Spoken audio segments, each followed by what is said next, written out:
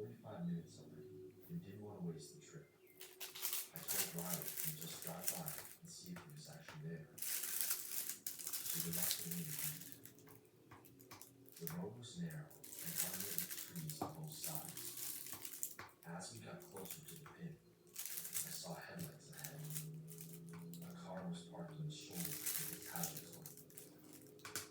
I slowed down. It was silver. Could have been a Honda, but I couldn't see anyone at the time. No one was standing outside either. The interior was completely empty. I was told to keep driving. I was already accelerating past it when my phone started ringing. It was Kevin. I didn't answer, but he wouldn't stop calling. Then the text started. Saw you drive past. Why didn't you stop? Turn around. I'm right here. Need your help, girl. I ignored all of it. Riley was already looking at places to eat nearby and found a dinner about 15 minutes away. She joked about the whole thing. The place was small and quiet, with just us and an older couple in a corner booth. We sat near the window and ordered coffee. The waitress was bringing it over, and the guy in the dark suit walked in. He sat at the counter with his hood to the left and ordered coffee without looking at it. But every minute or so, he glanced over at our table.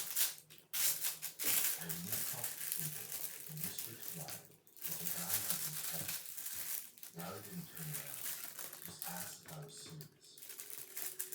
When the waitress brought the guy his coffee, he said thank you, loud enough for the whole diner to hear. It was Kevin's voice from the phone call. I told Riley we needed to leave. I asked the waitress for a check. Said we just needed a coffee to go. She asked if everything was okay. I paid fast. We picked up our coffee and headed for the door. Riley said the guy was getting up. I didn't look back. Just got to my car and started it. Through the diner window, I saw him moving toward the door. I pulled out of the parking lot faster than I should have. There was a silver Honda parked next to the exit. We got back on the highway. I was doing maybe 80. About 20 minutes into the drive, my low tire pressure light came on. The PSI dropped fast. I had to pull over before I destroyed the rim. My tire was slashed along the sidewalk. He must have done it while we were in the diner. Changing it took almost 20 minutes. Cars kept flying past, and it made the whole thing more stressful. Every set of headlights in the rear view made my heart race.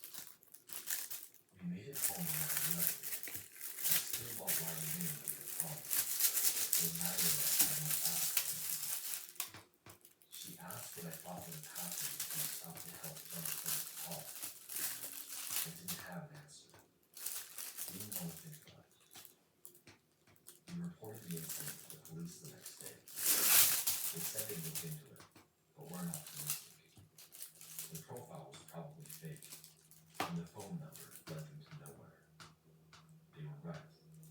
The profile was deleted by that evening. I didn't check the number. Riley and I never brought it up. Every time I see a listing that seems too good to be true, I think about that dark road, that empty silver Honda, and the guy in the hoodie watching us from the counter. How close we came to stopping.